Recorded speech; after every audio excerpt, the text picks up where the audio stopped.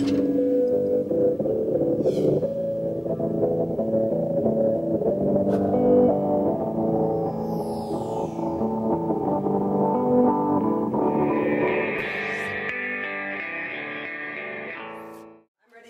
meeting to order, and thank you all for being here. Recognition of public. I believe there is a sign-up sheet going around, so please sign in that you're here. Thanks, Kathy. Are there any new additions to the agenda? Yeah, maybe. Yeah. Do you want to share it?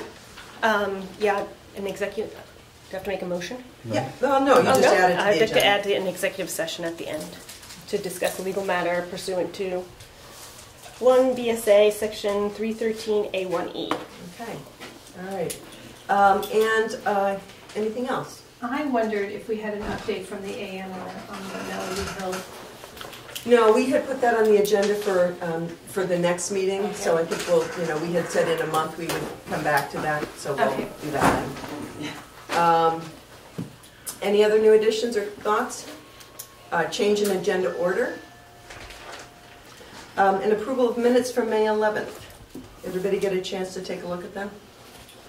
I move we approve the minutes from May 11th as written. Second. All in favor? Aye. Okay, I'll pass them around. Here you go. And Cheryl, thank you for being here. The first item under new business is Vermont's Universal Recycling Act. And this had come up because Sheila, one of our board members, had been reading in the paper what other towns were doing in preparation for this change, and just wondered if you had any news for us or anything to share about how the law will affect Guilford and what, if anything, we can be doing to prepare for that. Well, it's the majority of it's slated to start July 1st with mandatory recycling. There isn't actually a timeline for the whole bill.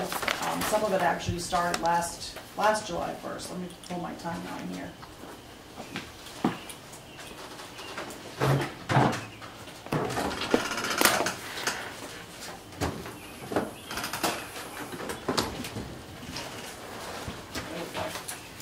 So yeah, last July 1st, transfer stations and facilities were required to accept recyclables. They took trash and food waste generators of 104 tons a year, 2 tons a week, had to start diverting their compost. This July 1st is the mandatory recycling. Haulers have to offer curbside recycling to any of the trash customers. Food scrap generators of 52 tons a year, or 1 ton a week, must start diverting the compost. Next July 1st, leaf yard and clean wood debris is going to be banned from the landfill. And we as haulers have to offer collection for that separately. And food scrap generators of half a ton a week have to start diverting their food waste. July 1st, 2017, all transfer stations and drop-off facilities have to start accepting food scraps, food waste. And we must offer. Haulers must offer. Haulers must offer. So they have to have trash, recycling, and compost pickup. And leafing yard and debris. Separately. Yes. To divert it from the waste stream from the landfill. And by July 1st, 2020, all food scrap will be banned from the landfill, meaning all homeowners' food scrap. So that's the gist of it in a nutshell. I don't know of anything particular that Guilford can do. The other towns, that have started doing like the bags, or they have municipal contracts where they just have a single hauler for the whole town. I don't know what else Guilford could do. The haulers I mean, you could have education here in the town office for it, but that's. I mean, is there anything else that you are looking for, or? So, as an individual, as a homeowner, we need to, by July 15th, July 1st, have the recyclables separated from everything else. Yes. If a hauler is picking stuff up, but what about if we if homeowners take their stuff If you're a someplace else? self-hauler, then as of last July 1st, any place you brought them had to accept recyclables. So is it worth putting something on the website or on Front Porch Forum to let people know what?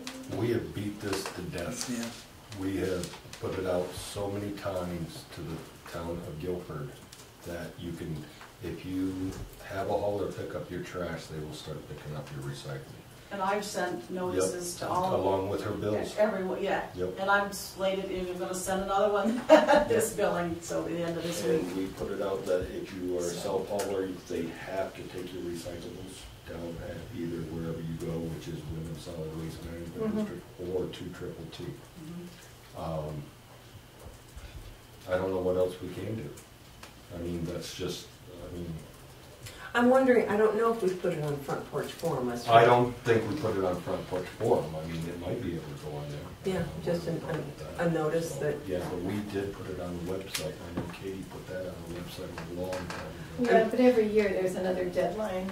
Right, I think as when you call it a self-hauler, like somebody who takes their own trash to the dump. Like you. Yes. Yeah, like me. Yeah. So in that case, I mean, most of us are aware there's recycling currently at the dump. And that's really the only thing that's going into effect now. Are they collecting compost as of this year? Some haulers are, it's not required yet of homeowners, it's just required of anyone, is it 2 ton a week? And then as of this July 1st, it'll be anyone that generates 1 ton a week. I think safe. To put something out? I don't think I can't think of any person that's going to generate a ton of compost. Yeah, so what would you, I mean, I'm. So I just have one more question, Okay. Cheryl, which is Sure. just to ask if you feel like people feel comfortable with this, your clients and people in general in town?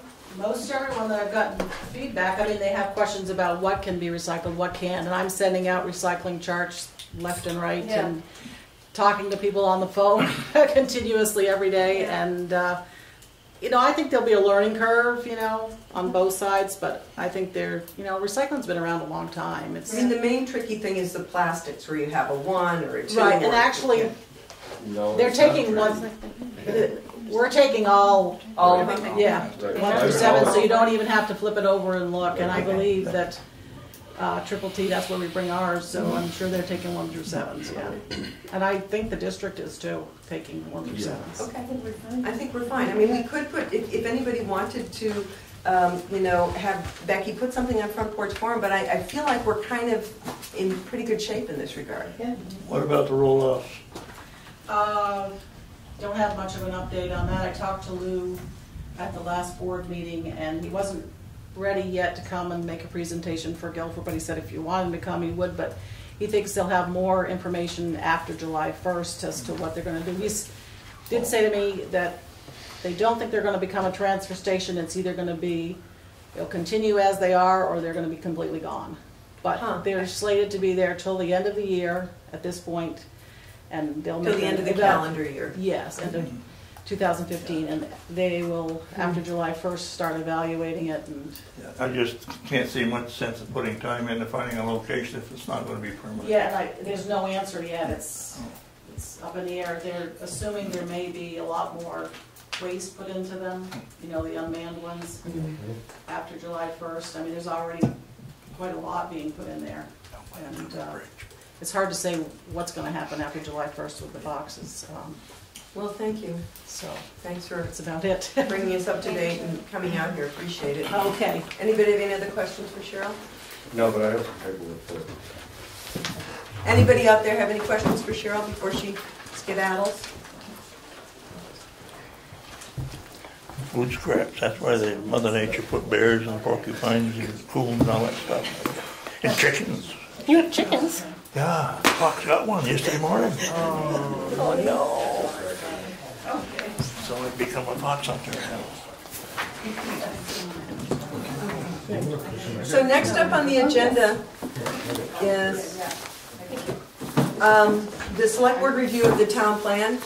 I'm trying to remember the exact date that we had the review at the Grange. I can't remember what. April 29th. April 29th. And part of the process for the Planning Commission is to, Alex, would you close the door again? People don't realize. There we go. Thanks, Chuck. Is for the Select Board to review the town plan. And Michelle, thank you for being here tonight. Take it away. Yes. I stand up, I guess. It's kind of a lead-in to catch up to date. I did watch the BCT video from the last time, and I feel like there's some clarifications that need to be made in process and comments that were made during that time.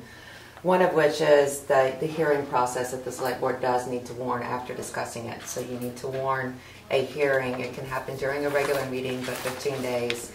So hopefully your next meeting in June, the timing would work okay. Okay, so this can't count. It can't count. Even though we had it on the agenda, it has to be warned as a Select Board review? It has to state that it's a hearing on a technicality. Okay. We still have time for that. Sure. And so that's one piece. At our Planning Commission meeting last week, we did review everything, the notes that Sheila had taken. We made a couple edits to those. I've submitted them to Becky. We also went over, we discussed the things that came up in the meeting, which we felt that overall everything was extremely positive. So we didn't dissect one area that we felt we needed to amend. We did discuss some things that we will address in the future. But at this point, we feel that everything is solid as we stand. The only exceptions to that are the acknowledgments, which doesn't affect the content, but we want to write a further acknowledgement section, and that's in the works. And also Steve Lemke and Linda Lemke, this is actually the copy, spent a great deal of time marking everywhere that a source needed to be cited. And we went over those one by one, and Linda's going to be compiling those into a final list at the end of the document for us. So that's pretty much where we, was there anything else, Hal? That covers it, yeah. Chuck, was there, I mean, I think that's pretty, so I mean, we did discuss a lot of the things that came up at the hearing. One thing that I did want to address, because it took it a little heavily, but it's I was hearing that we threw John Bennett under the bus on the BCTV video, and I don't feel that we did at all. We didn't say that we had to use the word will, but we did say that we needed to use stronger language from him, and that's what we've done. And I think what's passed out is what Sheila compiled of all the wills and shalls. Only for the Select Board. Okay, so. And I wondered, you know, I mean, I started reading through this and thinking about what the difference is between will and shall. Did you have I followed up on the huge discussion that was at the meeting, and it should not be will. It should be shall or should.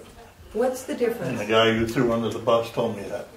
I've talked to John several times, and I think that if we're going to have that sort of discussion where it's coming from the Select Board and Planning Commission, it should be had jointly, because it's not the same discussion that I've had with him, and I appreciate John dearly, and it feels like there's a lot of negative spin being trying to put it. We can use will in the town plan, and there are places we chose to use the word will. We also use shall quite often, and we use should. But the will comes in actions of trying to assign a task, or it's not adding a ton of physical work or research footwork that the Select Board's doing. It's about the Select Board being the active body that can make that decision when other people can't. And that's where most of those wills are throughout there. They're not adding a ton of work to an already heavy slate. Alex, would you do me a favor? He did say you might have got that Appreciate impression, it. but that's not what he meant.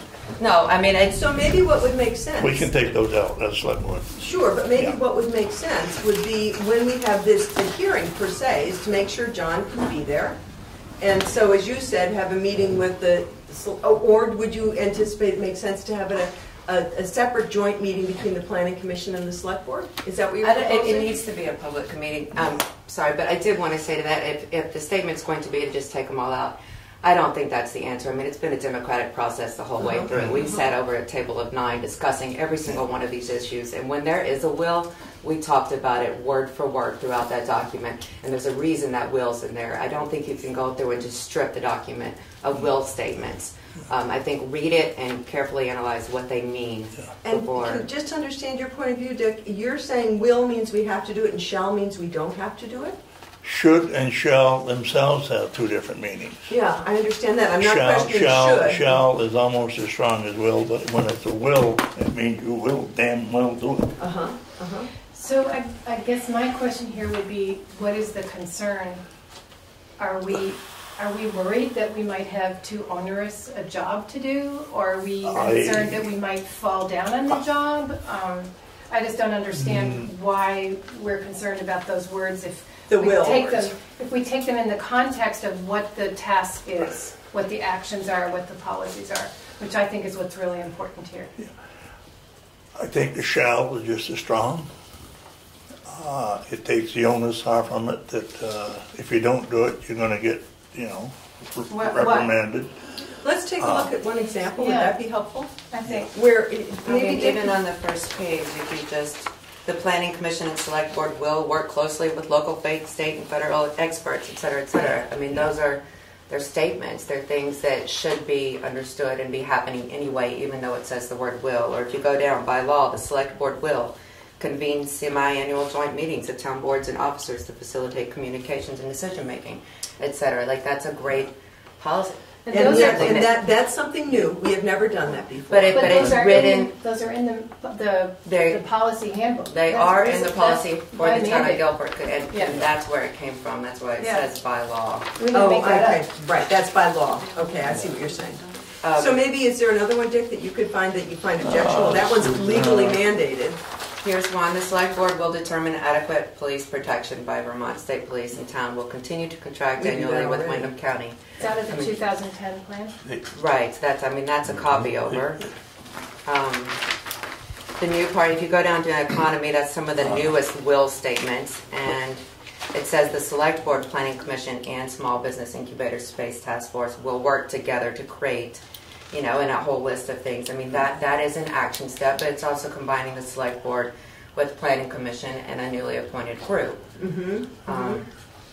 So you're saying that would be one that you would think maybe should be a shall? The Select Board will determine adequate police protection. We do that all the time anyway.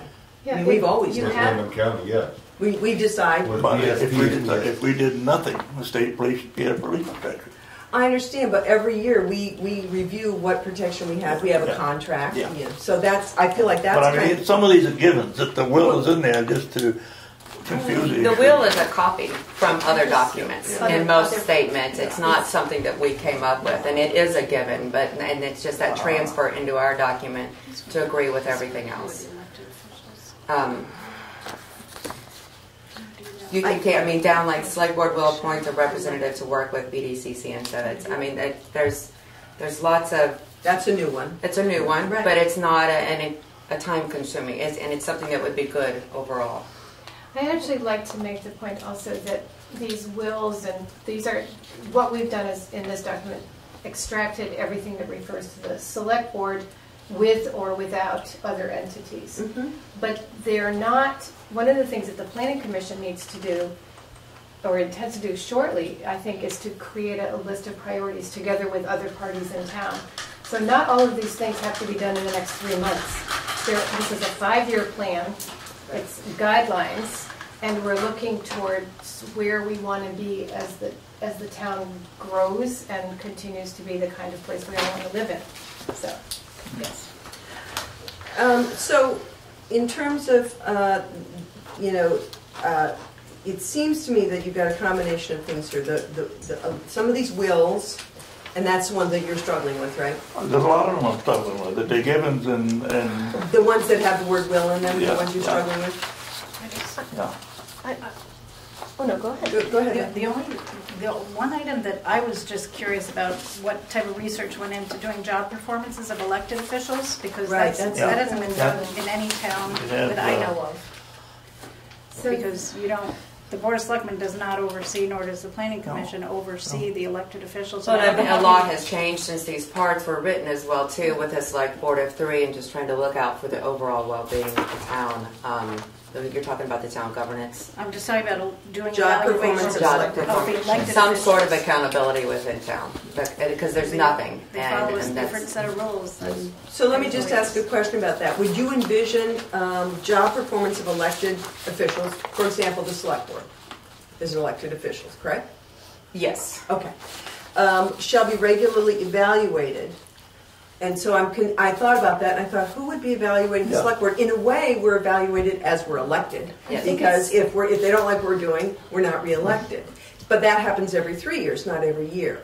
If there's one section of the town plan that I think should be scrutinized, it's this one section. Because, I mean, as a group of 9, like, this was the hardest thing, and I'm not going to say which side or where I was on in it. I would find some difficulty in that. Not the wills and shalls, something like this maybe. But I'm curious to hear from other members of the Planning Commission. Hal, you and Chuck are both on it, right? Correct. And that one just specifically, I'm curious to know what your discussion or thought was about that one.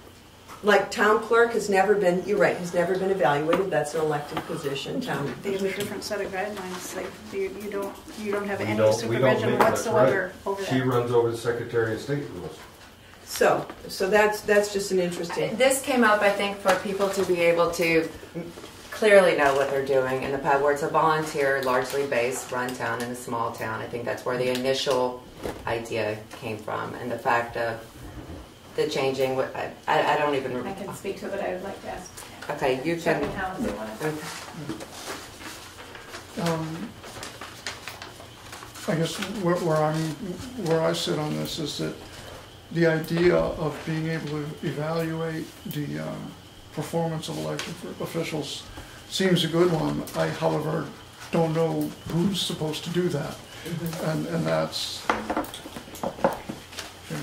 that would be the hitch for me. I feel like it would be good if there were someone in a position to, in an unbiased position, a disinterested position, to just say, to give the voters a little more information than they otherwise would have to make that decision who to vote for. But the problem for me lies in who is that. Right. Me too. Chuck, how about you? I didn't have a huge opinion on that. It's like you say, if somebody's not doing a good job, then it's kind of self-evaluated through the people. But so I don't have a. I think it might be helpful to know the context of this particular. And in the town plan, it says so the goal would be the job performance of individuals who are elected or appointed to offices and/or positions, and who are, Annually, yeah. and who are paid a salary, stipend, or wages for their service will be assessed on a regular basis. That's the goal. Okay. Town governance, as opposed to town government, relates to processes and decisions that seek to define actions, grant power, and verify performance. The Planning Commission gratefully acknowledges the generous and committed nature of those who volunteer or to agree to take on public responsibilities. But the Commission questioned how and by whom the performance of these officials elected by residents and paid per the annual town budget is measured, and to whom these positions are accountable, other than the electorate, who are often not in a position to understand the scope of work or the incumbent's actual performance. In an increasingly complex business and legal environment, we suggest that competency and efficiency is as important to the future of the town as popularity and willingness to volunteer and serve. So what are you reading from? I'm reading from the discussion about this action. The discussion among the Planning In the town Commission plan. members. This was No, I just didn't know if this was some guideline. This was the discussion that the Planning Commission had, and we stated it so that people would understand how the goal developed and from what the actions derived. Got it. And the last sentence says, there are increasing demands by town residents on the time and expertise of public servants. The days when we could rely on a town clerk to operate out of his or her home are long gone. And then we came up with 3 different actions to say how we might address this issue of complex government and accountability in our town. And so let me ask you a process question then, because I'm not sure how I feel about this. Actually, I think this is a tough one. we thought it was fun too. Yeah. So here's my question: if we're going to have another public hearing, because this doesn't count, which is fine, how would you take a concern like this if I said, I'm concerned about this? I feel like, you know, the way you do things by voting somebody out if you don't like them is in a sense a form of evaluation. And I think that's the way it should be.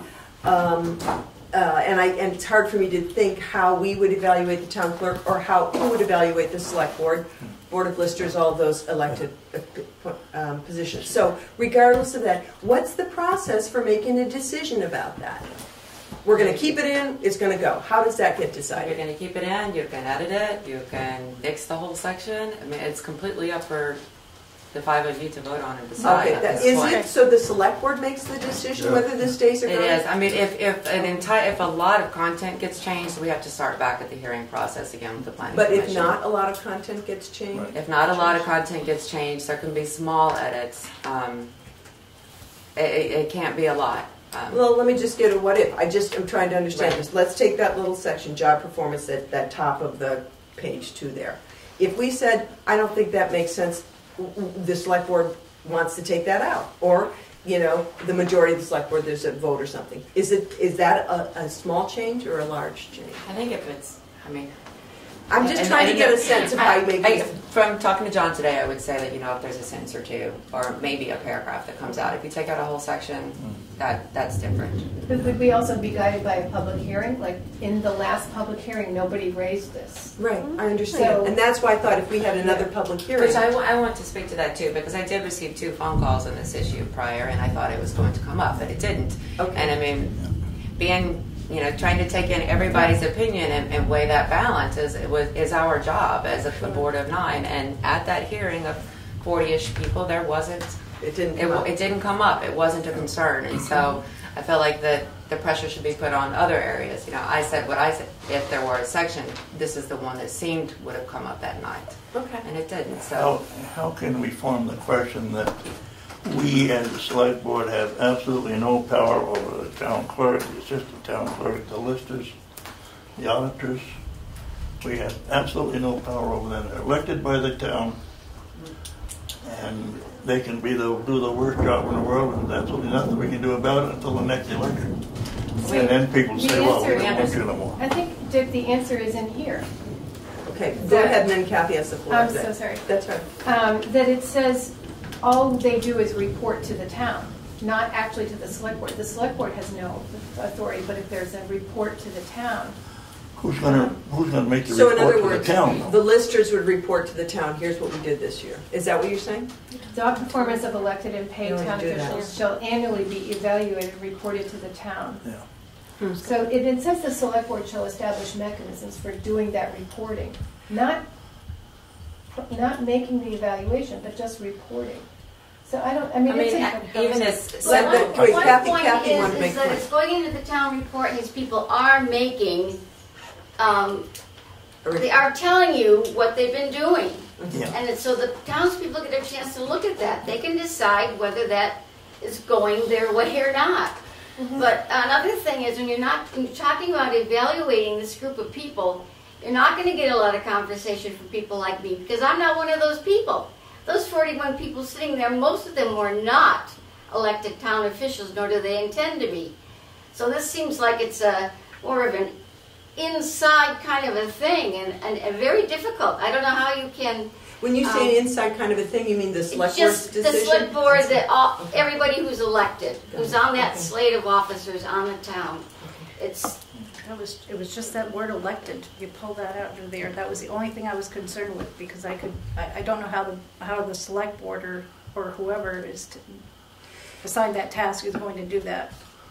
Yeah. Okay. So we're not going to make a decision about this at this point because this is not our public hearing. But I think, you know, these are really good points and good concerns raised about that. You're right. You didn't hear them that night. I didn't bring them up. But then when I read that, I was kind of thinking, "Whoa, how's that going to happen?" So in the next public hearing, you will get feedback. The Planning Commission will get feedback, and it may very well be about this issue. Well, to continue the process at this point with our timeline, your next meeting is June 8th, which is 20 days before our other town plan is up. So the ideal way for that to go is for you to have a public part of your meeting with the hearing announced, and then at the end of it, you can vote on adopting the plan or as final that night. So it's done. So it wouldn't be a review process after the hearing back to the Planning Commission. No, okay, I get it. So we could, in a sense, in the public hearing, make an amendment. Yes. Yeah, and then we can vote to approve the amended town plan. Yep. Got it. Okay, thank you. If that's it, last thing. This is a positive. Another positive. It's all positive. This is a letter from Kathleen White, the Vermont Department of Health, and I shared it with the Planning Commission just because it's a really positive overview of a lot of the work that went in, and it was wonderful for her to take the time to write this out, and I just want to give each of you a copy. I didn't. Do you want to read it? So Ian hears it too. I will be glad to. Good. I'll let you. I think I have it. It says, "Hello, Michelle. I may be too late with my comments. I saw the article in the Reformer, so I checked out the draft of the Guilford Town Plan. I'm not a Guilford resident, but am an interested Brattleboro resident.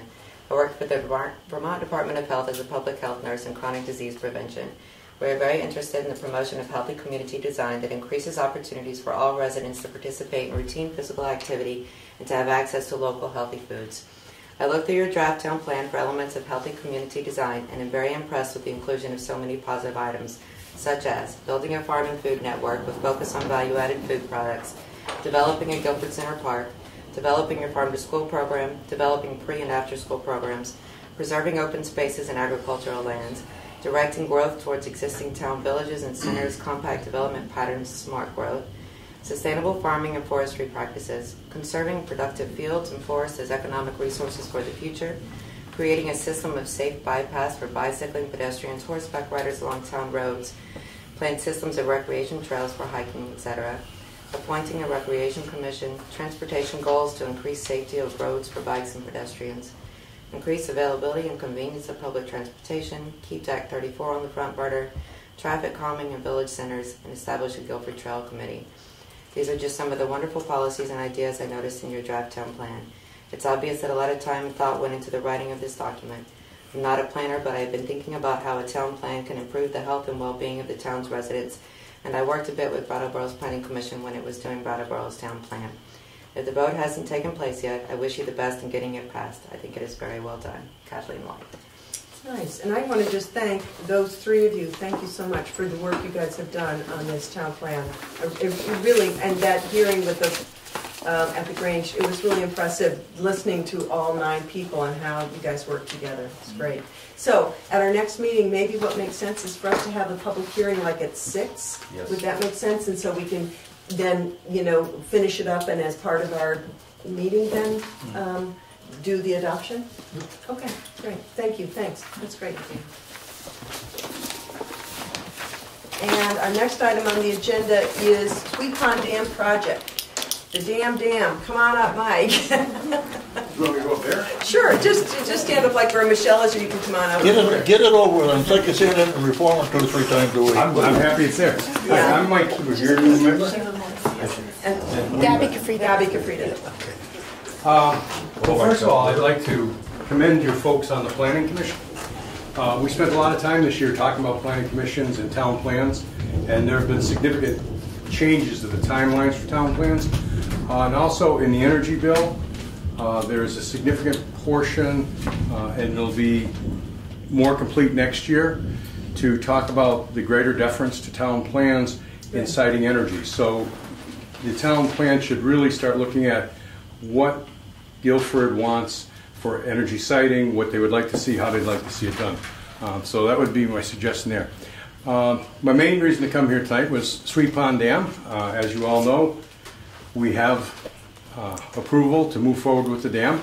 The one correction I would like to make at the reform put in was $495,000. It's $405,000. I thought that was high Yeah. because the difference between the 2 prices wasn't that great. Right. It's what it is. It's $90,000, and I think when I explained it the first evening, I explained it to Mike. I think he was thinking I was 2 separate pots of money, but it's the $405,000, $90,000 of it which is dedicated to planning and development for 2016, and the $315,000 is for the actual job in 2017. So we should be looking at the end of the construction season in 2017. It will be filled. So that's a good thing.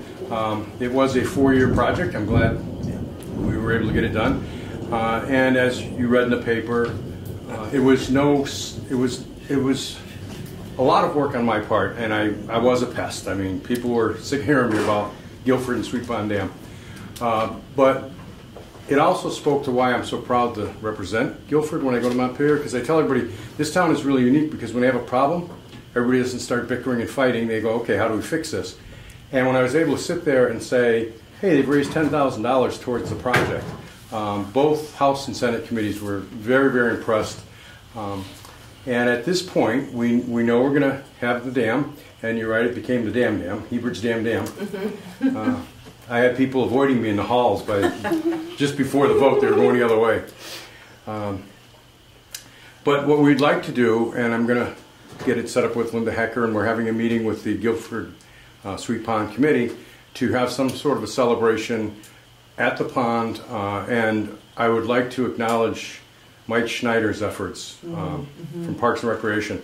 The commissioner, when he came down, he was impressed, and he really backed us. And while I sold it to the legislature, that's all well and good, but somebody has to sell it to the administration. And that was his job, and he did a good job with that. And Deb Markowitz.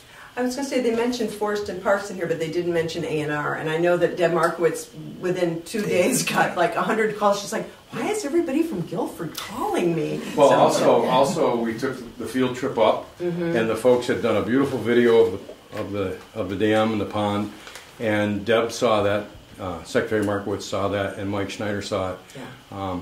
And A&R oversees Parks and Recreation. It's one of their divisions. But the secretary also had to be on board with it, and so that happened. Mike was instrumental in getting her to understand the importance. So it was a large effort. It wasn't just like I did that. I mean, you know, I did my significant share of the work, but certainly the community itself standing up and saying this is a very valuable resource. And it was from the very first day when they said the dam was going to close. My feeling was, oh, that's too bad. I used to like bringing my girls there. But then I started getting emails and calls from people from all over the country about, hey, you can't let that happen. I'm like, oh, so I guess it isn't just me. So it was a very important issue, and I think it's great that Guilford's going to get it back, and we should do something to celebrate that. Party at the dam when the pond's back open. I think we should. But I think we should get folks down. We should invite them down at some, not at an informal, I don't know, potluck or something. And just say, you know, thank you, have the secretary come down and do you think, the commissioner. I mean, 2017 is a long way out. Are you thinking do that before I'm thinking, good. Before the end of summer, maybe have something. An after party. Yeah, this is what we have. This is what the town and this is what we all fought for together to change back to what it was. So this is the kickoff. They're going to start all the planning and all that sort of thing. Because the state has already put a lot of money into it.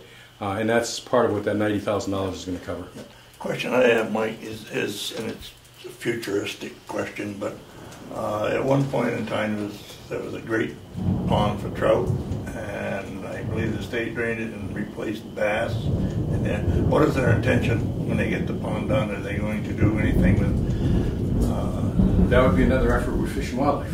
Like restocking it? But I thought I'd throw it out of you since you're sitting here, you know, get. Well, I think what we'd have to do is for the folks in town to decide how they'd want to purpose the pond.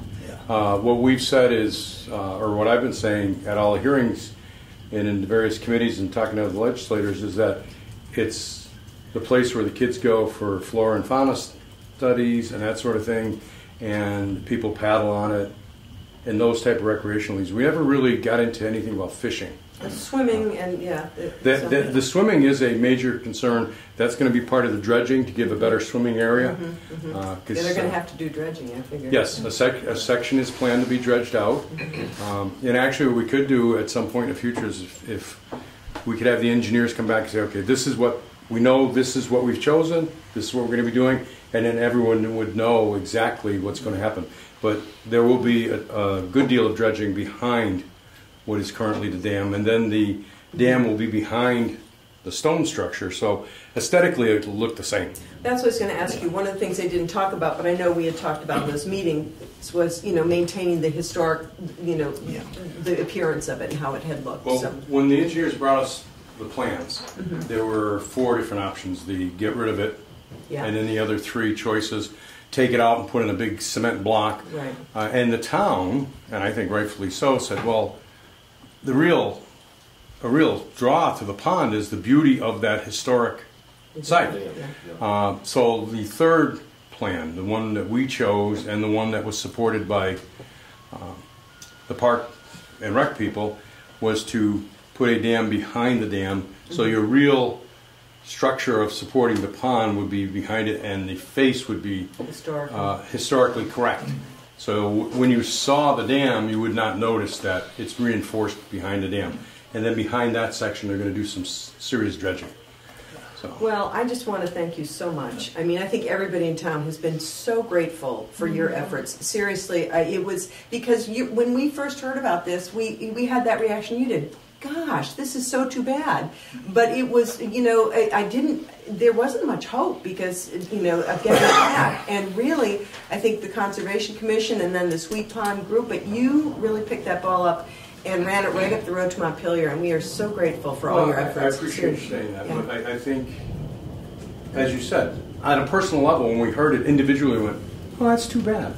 But you never recognized how valuable it was throughout, not only Guilford, but the surrounding communities. Yeah. And then as you start hearing that, it's like, this is really something that's quite important. Yeah. And I did. I put a lot of effort into it, but I was very pleased at town meeting when I could say I was 99% sure. Yeah. Because at that time, I had assurances that it was going to happen, but you never know until they actually vote on it and they drop the gavel. Right. So I'm quite pleased. I'm just thrilled that the town's going to get the dam back, and that we'll all be able to. For me, I'll bring my grandchildren out and my kids, but it'll be great. But if you have any questions, and I'll look into the fish. We'll see how it's going to work. Before my time, but they used to catch some fantastic trout there, and then all of a sudden it's bass. So I don't know. Maybe it's too warm for trout. I don't know, but it may be. Well, if they dredge it, it could be like Kent Pond up in Killington. When they dredge that, there's a section that holds trout very well because it's deep enough that in the late summer they have a cool spot to be in. So it could be a combination pond. Yeah. So. Well, I'll let you guys go on with the rest of your meeting, and thank you. Like I said, I just wanted to formally let you know it's a done Appreciate deal, you being here. And we will be looking to party.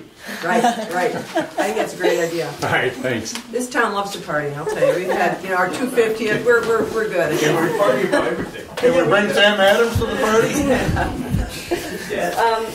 Next up on the agenda is the Emergency Management Director, Ron Lenker, and thank you, both of you, for being here, outgoing and incoming. Talk with us. They do both outgoing. There are a number of things I wanted to bring up. First of all is Vigilant Guard next year. Say that again. Vigilant Guard. This is a letter from the state. I made a copy for everybody. Thank you. Thank you. It's a letter from the state about a training session. It supposedly is supposed to be a statewide thing, a multiple day thing. Mm-hmm. This guard, or this exercise is not something that's covered under ERP. Is that right? ERP. Right. Yeah, that one. It's not covered under that. So the question is, if the town wants to participate, there may be some expense, i.e. going to meetings. Mm-hmm. One particular individual will have to go to no fewer than 5 meetings, so there's the cost of that, their mileage or whatever. I believe the meetings are going to be in Montpelier, but I can't swear to that. So there's mileage cost. Does the training itself, is there a fee for attending? Not to my knowledge. No. Every time I say something incorrect, can you jump up? Yeah, he's nodding behind you. Okay. Yeah. So to my understanding, there is none. Okay. It's only going to be our involvement. So it would be housing, or would people be driving back and forth? Or I have no idea how those meetings go. This is all. I don't think there was any overnight stuff the last time. There was a number of trips, and some of them are in Waterbury, some are Montpelier, and it depends sort of on who's participating. If a lot of towns in the southern area might participate, they might do one down here in the area, somewhere in the county. They might come to us. Yeah. Unfortunately, the last one that they did, the only other town in southern Vermont was what was it? Paulette, which is hardly local. No. So it's a multi-day drill, and I believe the last one they actually had people involved with emergency room, people, actors playing wounded people and that sort of thing. I don't know if the hospital's going to be involved with this. I have no idea who the players are. So can I ask a question? Do you two both feel that this would be a valuable thing for you, Ron, or both of you to attend? Yeah, come on I think up, it would be valuable. I'm backing up a little bit. Yeah. I think it would be valuable not only to me, but I think it's also valuable to the town. When Irene happened, the towns that are in the EPZ, of course, have done much more as far as preparedness than other towns in the state. And our town fared one of the best in its response to Hurricane Irene and the things that happened with that particular day.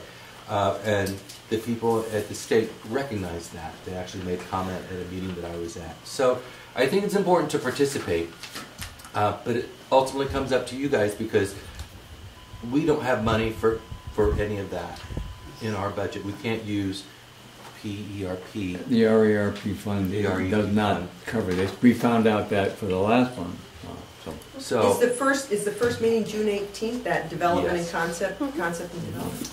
And what will happen is there'll be a person that will be a part of the planning, but will not be a participant in the drill itself because they would have prior knowledge of what's going to happen. So I don't think that I should be one of the people that's going to that particular planning thing. However, I think it's important to participate. And I think that the fact that we were prepared much more so than other towns for Irene speaks volumes. And there's going to be another Irene. I mean, look outside. So let me ask you a question. Do you guys have any kind of, if you were to ask this board for a motion to find the money for this, do you have any sense of what we'd be talking about? I don't. Other than the mileage and how many trips north, I have no idea. I think that should be the only expense you're looking at is mileage. And the other thing, as far as these meetings is concerned, they may come to us. We actually are meeting with Richard Cogliano on the 29th. He's coming to us. He's going to meet us in the EOC. Yeah. So, there's no mileage there. So it may be, if there's enough participants in southern Vermont, they will come to us. But we don't know that until people sign up and say, I'm going to participate, I'm not going to participate. So maybe just conceptually, how does the board feel about supporting this? I think we ought to support this. Very strongly. Yeah. And so we don't have an exact figure that we can make a motion to support, and we're not quite sure where we can get the money because it's not RERP. But if we said conceptually we are behind this, so at the June 8th meeting, maybe you'd have some specifics. You could say it's going to be up north. We can guess the mileage will be X or Y. Then we could say. The other point I guess I would make that this isn't going to happen until next year. So you have one meeting on June 18th. Yeah. I thought that's Right. 2000. That's this year. But the actual drill happens next year. And It will be that's next fiscal We year. would have time to. So you may have time to budget money for this. I mean, part of this will not occur prior to July 1st. Understood. 16. I get really confused about Yeah, and May fiscal 16. year. Yeah. Right. So you may have a chance to come up with money in that way.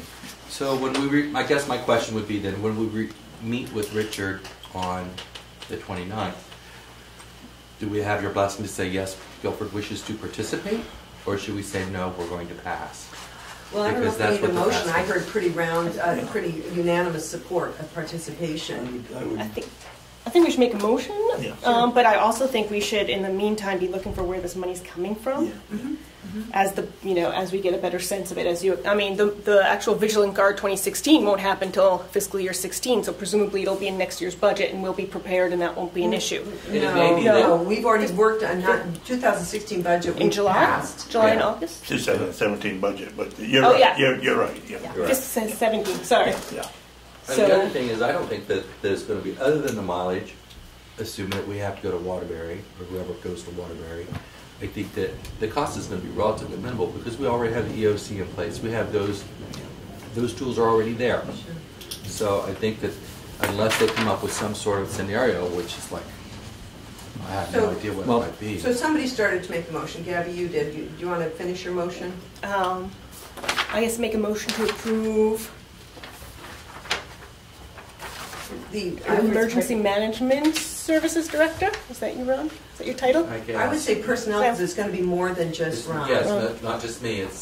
It could be include the fire department. It could include probably Rescue Inc. I would imagine, but I don't know. All right, so appropriate personnel. Or something. Appropriate personnel to attend meetings leading up to the Vigilant Guard 2016 training session. Second that. All in favor? Aye. And thank you. I mean, I think that sounds like a pretty intensive training, but a great opportunity. So I'm glad you're interested in getting into it. All right, that's the first piece. Okay. Next piece is we have 2 new select board members. I do not know if they have completed ICS 100, which is a FEMA class. You have? And I took my test, and I passed it today. Today, very good. I had no idea. I had no idea, Ron, there was a test for me when I became select board member. So if you forward me that information, it's not followed by the numbers. I did not pass it the first time through. So anyway, but I did make it the second time. So if you can forward me that information, I can. will And take then care the of other that. thing is, in order to maintain our funding by October the 1st of 2015, all of you also need to complete ICS 200, which is the Incident Command System for Single Resources. It's an online class, or there's a 12-hour class that you can attend. But, it's my understanding, correct me if I'm wrong on this, the people within 6 months of the start date for new people, and the individual authorized to sign local emergency operations plans shall take the ICS 100 or the ICS 402 course by October 1st. But the other one, the ICS 200, is required, and it needs to be done by the 1st of October of this year in order to maintain our funding. So all of us need to take that. Yes. I believe that you can do this online, and you can do it from the FEMA website. Anyone that needs information, let me know. Okay, so yeah, so anybody, I will want that information. Yeah. Okay, I will get that to you. We've got 200. Yeah, I thought we had. So, I don't think I did. but in order to maintain our funding, I may have. I didn't. I know I did the first one. I don't know. but I guess the most important piece is here, in order to maintain our funding. Yes, we all need have to. We need to check the get box. this done. This is something I don't think that we want to leave it set until the end of the Good. end of the day. What was the third thing? I'm supposed to remember stuff? Yeah, because I have early onset Alzheimer's. In the town plan, there is an item, or not the town plan, but this. Town report. Town report. Becky and I did some research. We spoke with what's Catherine Mays? Is that her name? Catherine? Yeah. Catherine Mays. And there's an item in the town warning that there's a fund in here.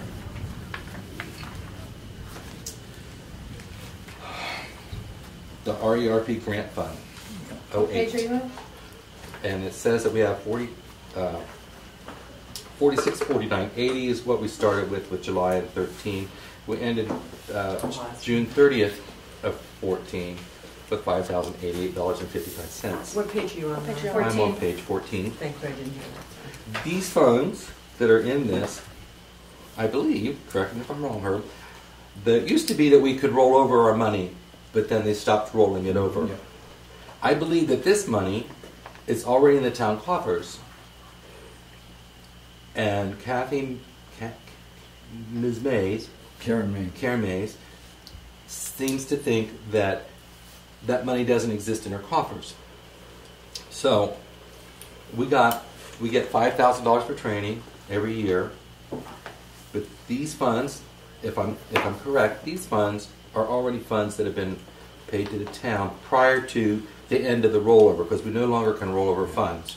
But this was prior. So there should be a balance of this sum in our funding somewhere in your accounts. There should be that money, because if it isn't, I would wonder what happened to it, because it didn't roll. It didn't. Yeah, it was unspent funds at the end of the year that when we could roll it over. Yeah.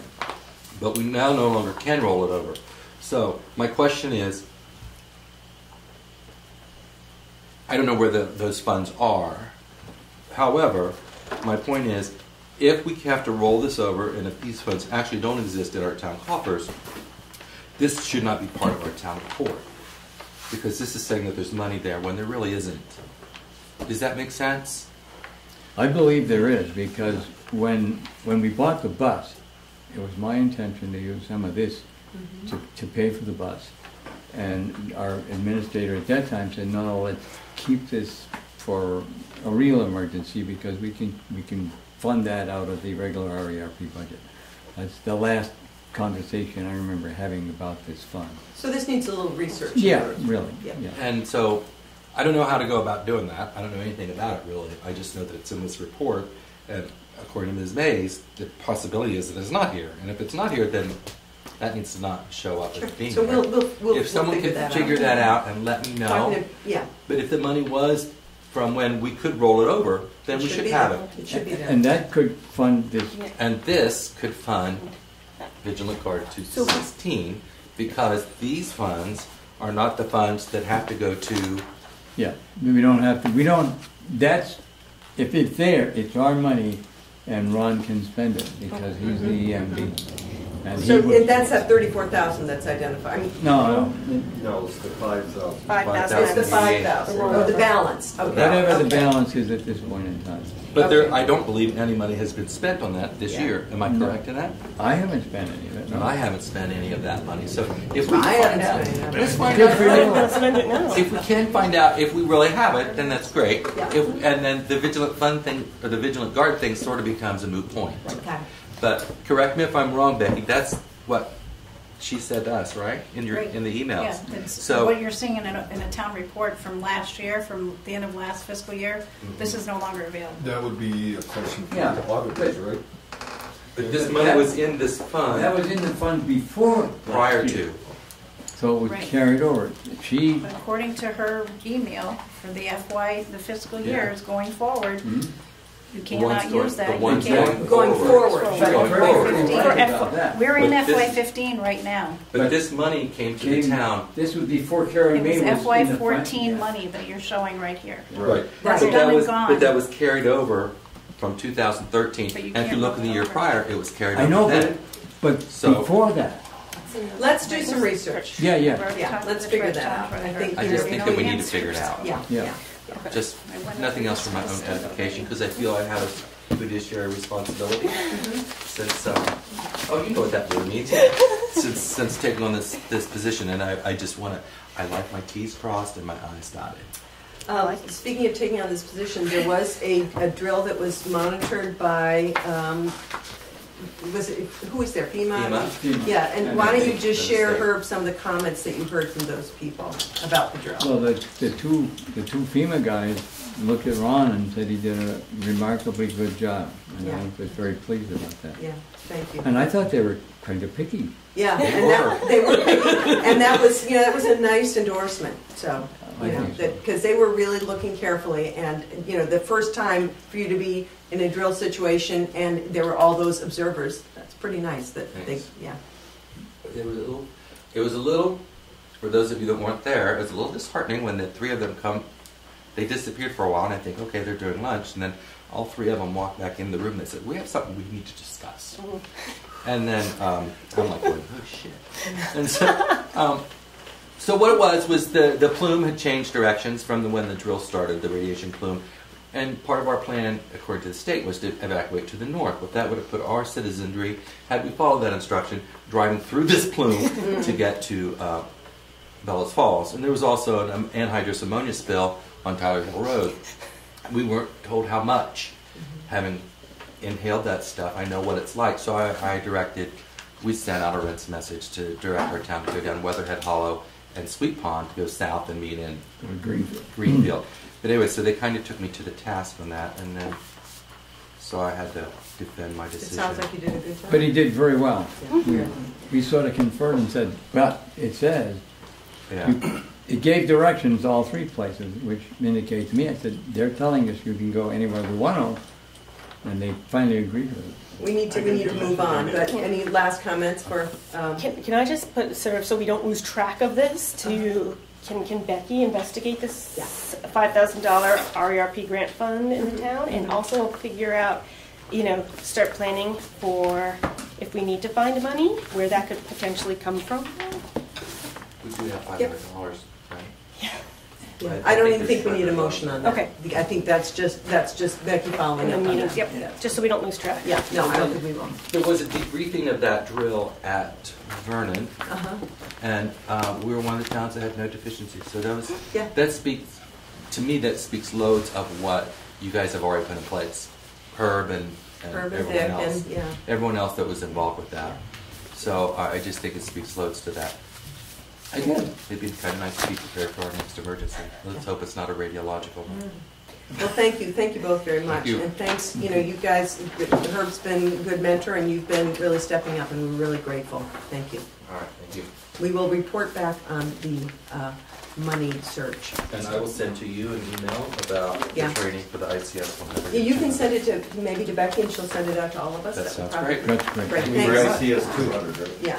Yes, 100 and 200 for those of you who don't have 100. Yes. Do you need to keep the certificates on file, Ron? I do need to have them on file. I will email them out. Okay. Thanks. Thank you. So next item of business is under Green River Covered Bridge update.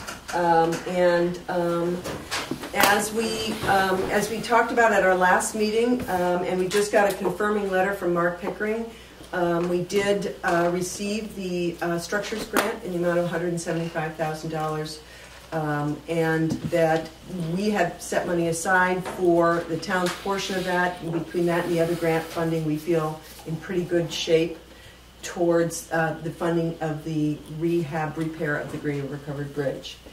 Also, as of today, we have the easement signed, and the permanent easement that was required, and so that will be sent to the state just for their, as they do all their review of, because it's state funding, that they will have that piece in place.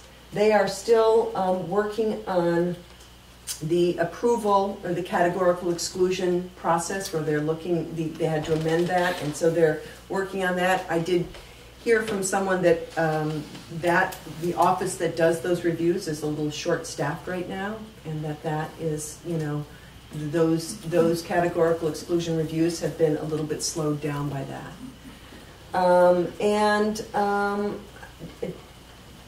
Also, I think the other thing that's happened since our last meeting is Sean James did respond to, Sean Murphy had said he had some questions. As was appropriate, Sean James responded to me, not, said to Sean Murphy, I really can't respond to individual citizens, and he gave me a heads up about his response, which really pretty much said, Sean was saying, how are you going to deal with these issues? And he said, those are the easy questions to answer. The harder question was the one Sean Murphy asked about, if we don't get a chance to do this work till 2016, will the bridge be all right, or will that rack and torque continue to worsen? And Sean James basically said, I don't know if it will worsen, if at all. He said, we did the live load rating in January. He can't make, have a crystal ball and make that prediction. Based on the live load rating, he felt that it was, solid and moving slowly, but that's, he wasn't going to say, I can guarantee that it'll be fine. There was none of that. No, he won't do that anyways. So that's my update. Does anybody have anything else to add? I'm backing out of my let's do it this summer. I've talked to a few people, and one gentleman convinced me that doing it this summer was probably not the best avenue to take, that it would be better to wait till next year because the contractor is being tied up and not knowing what they're going to get into once they start. I think, and here we are, we're still, at the end of May, we're still waiting, so we can't even put out the RFP now. All that stuff, and it would take the covered bridge out of the reformer too, because it was in the reformer every time. So I'd like to, at this point, I would like to say, let's put this off till next year and put that in the reformer. We don't need it no more. So, I actually don't even think we need to take a vote on this, because we're not in a position to make a decision, because we haven't finished jumping through the state hoops, and when we do, I think it'll be pretty obvious. You're right. Yeah, it's going to be. There's no way that. Anybody else on the board have a comment or a question about this update, such as it is? Alex, did you have your hand up, or you good? Okay. Addison, any comments? No, the main reason I'm here is to find out whether there's going to be bridge going to be done this year or not, because we've got 1,200 bikers coming through on the 28th of August, the Franklin County development. Oh, right. Trust. And they have to decide whether to change it like they did last year, and split it between one side of the river and the other. Or they've got to make plans pretty quick. Yeah, I think it'd be pretty safe to say that it would be. I don't see how we could possibly get it started this summer. Yeah. So should we just make a motion to that effect? No, we don't need a motion because we don't. Do anything? I don't think we have anything at this point. I don't think preemptively saying we're not going to do it. It would be nice if we could make a motion, but I'm not sure we're in a position where we could make a motion on that, because it's more of a, I don't know, maybe we could.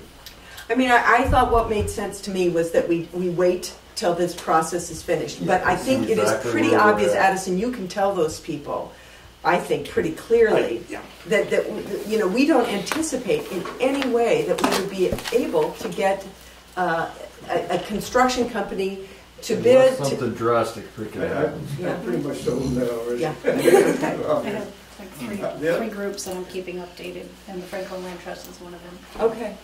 So speaking of that, which makes me wonder if we should make a motion. I don't know, because I think people are anxious for an update. Well, I think they're still up in the air now. We're going to do it, we're not going to do it. If we make a motion to put it off till next year, they know we're not going to do it. And that would be...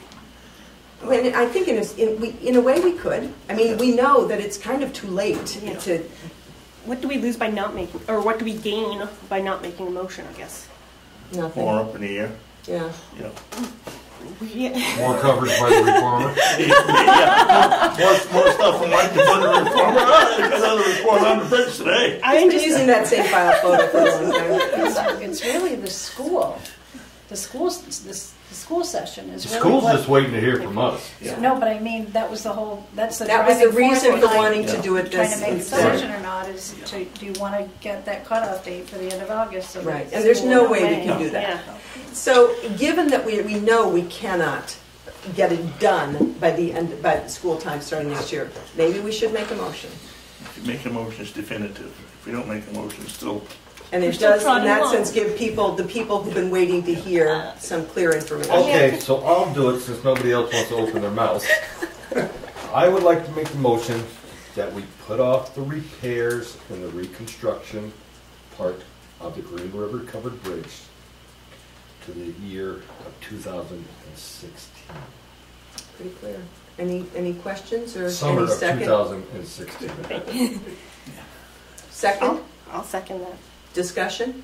Do we have enough information to go out to bid now, or No. too soon? No, Relatively soon? No, that was what made my mind. It's almost like Matt Mann said. He said, I remember the first meeting after we became a board of 5, Matt Mann said, you're probably looking the middle of June.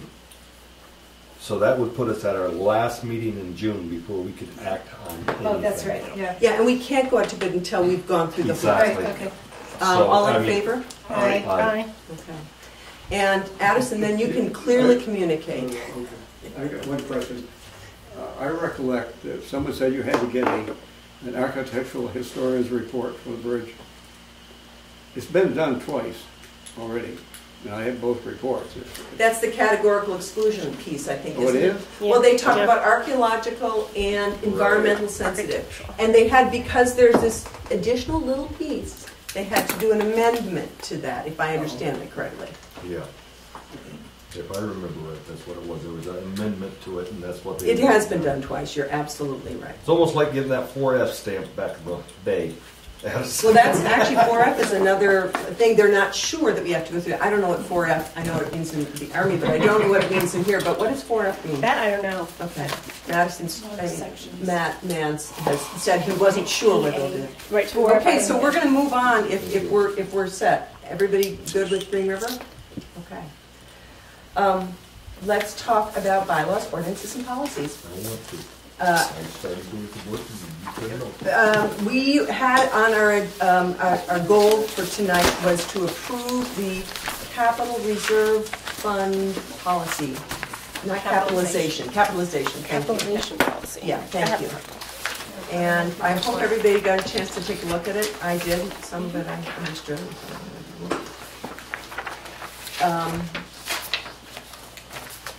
If we approve this, first of all, the auditors will be really happy. And second of all, we would then be in a position to start do a list like we did with the equipment. We do the list of all of our structures. Right. I guess the one question I had about this is, does this policy act as an umbrella and supersede the capital policy we've had for the equipment? Because they talk about equipment underneath here. So it made me think this was the big umbrella policy, and the capital plan we've had for equipment, if you look at the bottom of that second page, would be underneath this. From what Matt says at the meetings, when I mention our highway capital plan, he's not real proud of that because it works, but I mean, but he said you need something else, so I don't think this would affect that. He's not real proud of what, our plan? Yeah, he said he should do more. Okay, and this does more. This does more. Okay. So I think that, this would come under kind of the umbrella, and okay. Yeah. And just so people, have a background too, that this capitalization policy was something recommended by the auditors when we got audited last year. Right. Becky went over it. Who'd you go over it with? A number of people. Nemrick?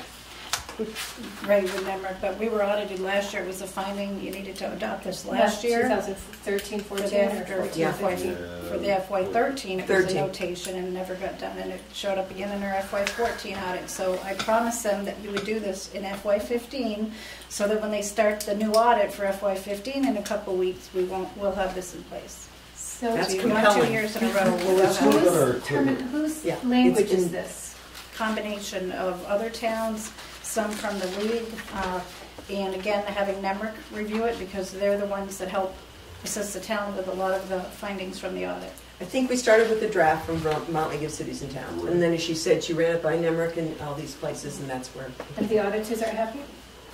They will be happy if we sign it. They don't care what we put in here. They want us to have. Because you can amend it anytime that you need to, but right now the town has nothing to show how we're depreciating our equipment, our land improvements, our infrastructure at all, and this will help go forward with what is outlined in the town plan. Can we make changes to this? I'm sorry? Can we make changes to this? We can make changes in an ongoing way. We can amend it.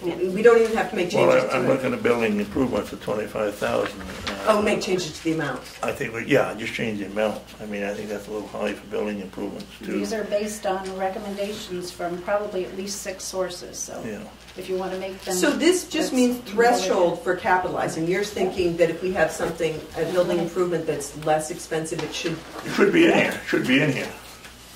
So, for example, equipment of $5,000, do we not capitalize a printer or a copier? No, we lease those, I believe. The copier is leased, and again, if you start lowering these values, your lists are going to be very cumbersome. And that's why these thresholds were right there. The only one I see is the building improvements is the one I can see dropping that down. Tell me why. Explain the example. We just got 15,000 going into the library. Right, and you think, and that should be in the capital. Yeah, I agree. Yeah. Now, okay, so what would you see? Would you think 15,000? Yeah. Any other comments? That's a good one. No, because land improvements, building improvements, equipment, machinery, because that falls underneath our capital plan right now, 3 to 10 years. So if nobody has any other comments, we would accept a motion to accept this as amended with that change of the land improvement to 15,000 as the threshold. Is building improvement or land improvement? Building improvement. Did I say land? Thank you. Sorry. Well, it's got land in here. Yeah, but I think building is the one that you were talking about. Building's the one So I move that we accept the capitalization policy with the amendment that building improvements be minimum capitalization of $15,000. I second your motion. All in favor? Aye. Great. And so now, Becky, do you want us to sign? If you want to sign the we last can, she can page. change that one number in the I got a second full page. draft up for them Yeah, anyway. good, Yeah, yeah. I'll just sign one and I'll work on that. We get a check mark. Next up, Down. next. Which one are we gonna sign? Which one do you want us to sign? I think she's working. Okay. And then we had talked about traffic and highway ordinance, which Troy has been preparing for this, but we were talking about doing that later. Yeah. Yeah, later in the summer. So you'll be ready ahead of time. Nope, I'm gonna be like a kid now, I'm gonna lose my homework. So in general, on these bylaws, ordinances, and policies, I think Becky reported to us that they are under the responsibility of the town clerk. And that they put what they could find on the website, but I think we should be pretty concerned that to make sure that we have signed up-to-date copies of everything. If they're not in the notebook, then on the website. Or Right, both. and one question I had, I read your concern, but let's say there was an ordinance that was passed in 2006, and nobody can find a signed one, and we can't go back and get Dennis Franklin to sign, at this point. So I understand, I appreciate your concern, but I'm not sure what we can do about it. I don't know why there's Well, not. it doesn't exist if it's not signed, right? In other words, do we need to? Yeah, I think it You exists. can't all right. recreate documents that No, aren't I there, understand that, but if we don't have a valid, if all we have is a draft, like on the website, there are drafts of policies. And I don't know, I haven't gone through the notebooks, but if we don't have signed copies either in the notebooks of ordinances or, that we can also put on the website, then in fact, we don't have a policy or an ordinance if it hasn't been signed, and we probably need to to adopt it. Again. Bring it up again. I mean, I'm fine with I mean, that. those ordinances exist for a reason, Mhm. and if we can't prove that they're valid, we're in bad shape. I think we should have an update compilation. Sure. And maybe there's some that are signed that we haven't found, that they I didn't think- get I put on the think there is. website. I think we've signed every ordinance. Yeah, I'm sure just we saying have. that almost every time I've gone to look for something on the website, not in the notebooks, but on the website, they're drafts or they're not signed. And So maybe, we'll just get that done. For good housekeeping purposes, we need to know that we have. Okay. I think that's a point well taken. Is that a task you want to give to the town clerk because she's the keeper of those records? Right. or- Sure, when she gets back from Ireland, we'll just, from Scandinavia, we'll hit her with that first. She's in Sweden. She's in Sweden. Yeah. And Norway. All right, anything else on bylaws, ordinances, and policies? Nope. Okay, let's go on to highway general update. And Dan couldn't be here tonight. Did you want to report anything? Grading, and they're gonna be cleaning ditches again. He said he might haul a little bit of gravel. This rain will help the roads, so we can grade them and hold them down a little better. Anything else? Equipment's all fine. Okay, good. Backup alarms are being installed, by the way. Cameras, Oh, good. backup cameras. And then let's move on. I believe there were no excess weight permit requests, is that correct? So we can go right to finance. I would like to make the following motion that we pay payroll of $517.15 for $5,303.84. Payroll of $524.15 for $6,265.53. Warrant number 21 for $26,965.62. And warrant number 21 DP for $23.50. For a grand total of payroll and warrants of $38,558.49. Second? Seconded. All in favor? Aye. Communications, we will do before we go into executive session. Yeah, So before you start communications, I thought we had a discussion this morning and we weren't gonna respond to a certain, that's That's the executive executive session. session. that's the executive session, Yeah. okay. Yeah. All right, so you can do that one. I'll just leave this big folder here. So, other communications. We have our spring newsletter from Windsor Housing Trust. We have a notice from the state of Vermont about bicycle and pedestrian program. Just while Becky's going through these, if anybody says, hey, I'd like to take a look at that, just speak up and, you can take one. And, for example, Becky was showing me the V-Trans Bike and Pedestrian Program. I was kind of interested in it, so I made a copy this morning. But if somebody says, you know, these are grants for bicycle lanes, shoulders, sidewalks. We know that there are some things that make that problematic here, but we might want to just look at it. So if you have interest, say, can I grab that? Right? So I don't have interest, but I was wondering if this has gone to like our recreation committee or. We don't really have a recreation committee per se. Or. No, you're thinking of the rec club. Oh. Yeah.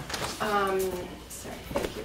Conservation Commission? Conservation Commission, because there is talk in the town plan about bicycle paths and other kinds of paths, and this is to apply for a grant. One of these communications I read this morning was, so I'm thinking it would be good to send to at least the Conservation Commission. I think that's a great idea. And one of the emails that came through today from the commission had to do with a workshop that was happening today and tomorrow to do with this program. That email came through today, and I forwarded it right over to you after you had taken it. I don't sort the mail here, so if this had come through and got issued on the listserv, someone on the conservation may have gotten it, but in case they didn't, I'll make sure that they get a copy. Thank you. Good. I don't know how often they check their messages or mail that's here. We have bridge inspection summary reports that are issued yearly by the state. This is the last time we'll see hard copies because of cutbacks. They'll be emailing them. What I'll do is I'll give this to Dan. It just came in. He hasn't seen it yet. Can I ask you a question about these reports? These are from 2014. So I assume that Dan must have had copies or some verbal reports. The bridge report. Oh, Yeah, they're just the inspections that are done. They usually done like in August. Then what happens? He reports back to the. No, he files them. I mean, what do? You know, you get the report, you look at it, and Yeah, I mean, there's some actions on like 2 or 3. And a few of them, they say these do not meet standards. We're just in this position where, you know, depending on our funding sources, there's only so much we can do. And he's been doing a really active job of prioritizing and chipping away and bringing the bridges up to standards. That's why we've been replacing them with the dop and dop bridges. Yeah. They're easier. They're easier. They come in, they go together quick, and our boys can do it. It's least expensive, and it's their state worthiness. He's doing a different thing with the Hale Road, but I will say he is right on top of this in terms of looking at each bridge. And you know, we can't do everything that that needs to be done, but we've just chipped away. The Fitzroy Bridge is the next one. Yeah. The Hale. So why don't you go ahead? There's another workshop that the league is holding in a couple of weeks, most of which they went over at the conference that I was at a couple of weeks ago. And I did check with Penny and Pete, and I know that they're not planning to go to that one. That's the audit accounting one, yeah. And I did get time today. I've been working, and I didn't put it in the items for communication, but I spent most of yesterday along with Dan and with Storm Petrel, Christina Moore, going over the outstanding 6 roads that we're still waiting on about $55,000 from the state. Information. These are the FEMA reports. These are the FEMA reports. There were 2 or 3 pages that came through a few weeks ago from the state, and they wanted to set up a meeting with us here. So I went ahead and did that and got Christina in and Dan in yesterday. And at the same time, I've got the Agency of Transportation asking for the same information, just in a different format. So probably about 6 hours between yesterday and today, getting all that information updated line by line with all of the questions that they had. If you want to see emails that came through with what their requests were for information for, basically they had to go through each of the reports, and some of the, like for example, one of the unit prices on one of the bridge estimates or the road estimates may have come in at $24 a cubic yard or a unit, but we were able to get it bid out for $10. So the estimate that came through originally from Homeland Security was putting a project maybe at $75,000. Well, we got the work done for $30.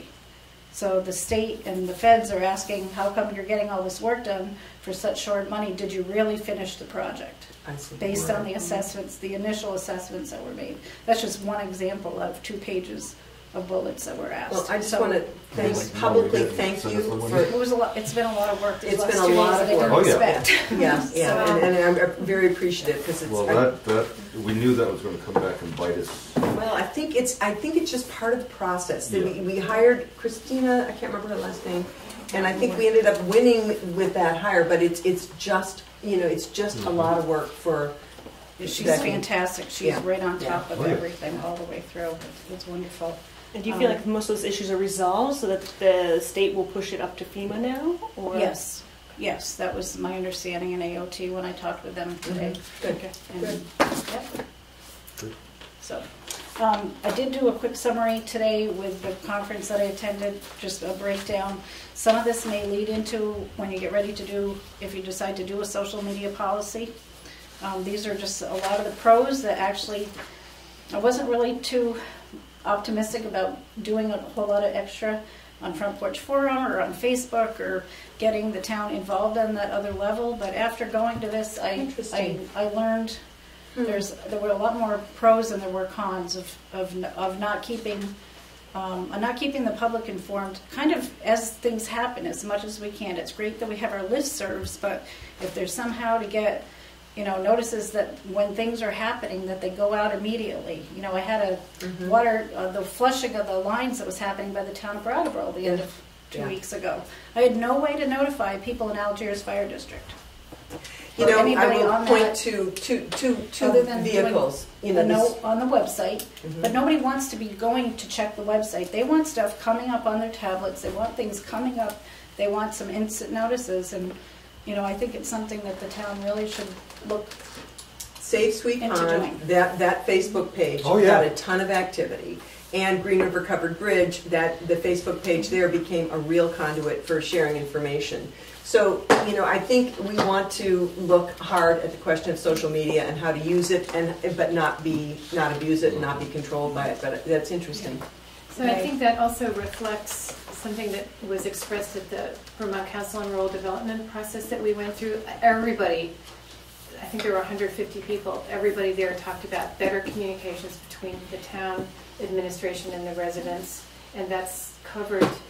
The issue is covered in the town plan, and it doesn't involve the select board, but just how do we get people notified and keep everybody up to date and get people involved. You can make up a Facebook page and put one person as the administrator, and then that person only lets certain people on the site. Who uses Facebook?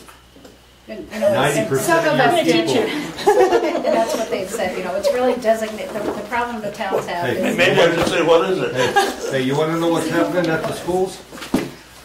I'll pick up the phone and call somebody. When Irene was going on, Facebook had more current information than the radio, the newspaper, anything. Oh my God, yeah. So anyway, policy. I think I had forwarded over to her the PowerPoint that came through from it, so that she has it, because it was something that came up because of the listserv that we've done for the covered bridge.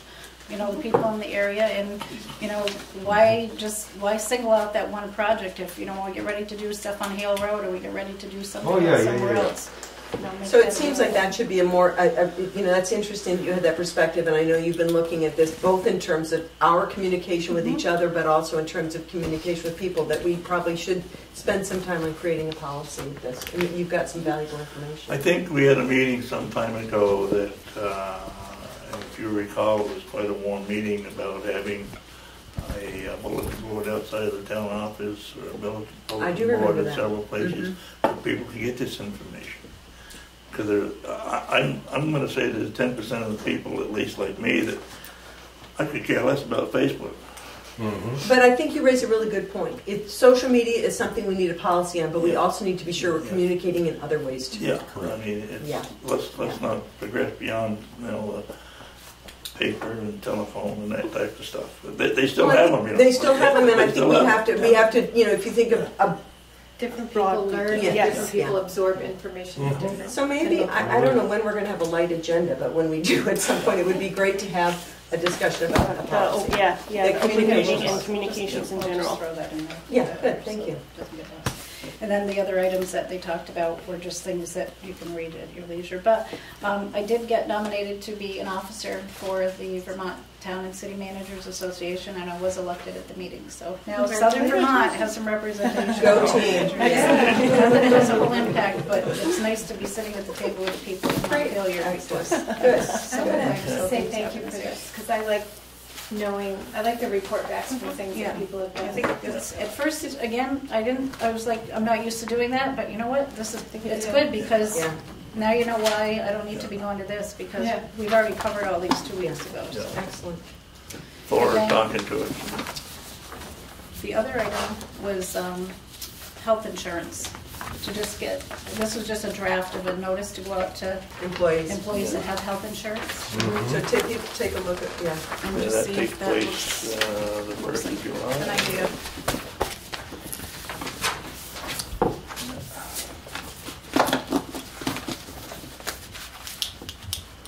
There was an interesting concept from a town up north that I talked to, I can't remember the town. They had a 5-person board out of route crew anyway. But the town gave each one of them a $2,500 credit card every year to cover their. Kind of like an HRA thing? Yeah. Mhm. Yeah. Interesting. Yeah. Huh. So it is a way of managing it. Yeah. Interesting. It costs money. That, yeah, well, at this point, all of the expenses, the HRA is held, and that covers deductibles, it covers, a lot, all the expenses of the employee. So I guess what, this, although this is just a communication, and I don't really know that we need a motion to approve this. I think just to let you know this will be going out to employees. Is it? I don't know how I would answer if somebody wanted to contact me about this. So that last sentence that says, if you have any questions or concerns about this health insurance change, please contact us. And I don't have any background information to be able to respond to that, so I would like this to change. Please contact whoever knows. I think that Penny is really, Penny, insurance is a real specialty of hers, and she actually drafted all these numbers. She's the one who's actually doing it. So I would say contact Penny. Yeah. Okay. Any other comments? No, we go to executive session. Any other communications? I think this was it. Okay. And so, great, thank you for those communications. It's interesting. So, in executive session to discuss VSA. As we say, what Gabby said, 1 VSA, section 313A1. If you hadn't thrown all the numbers out there, I don't know Just what to you're confuse talking you, about. it's a legal concern. Yeah, a legal concern, thank you. Okay. So, And that's the last thing on the agenda. yeah, What yeah, time is it? that's Just so I right. know. It is 8 o'clock. So you're adjourning, not opening back up and open? Well, we have to open that, but we have to adjourn. Okay. And I'm going to make a motion in our executive session. He just We did. didn't, Gabby did. Oh, I didn't hear it. I'm not sure we voted on it, though. Yeah, All in that's right. favor? Thank you. Second, that was what I was. All right, all in favor. Okay, thank you.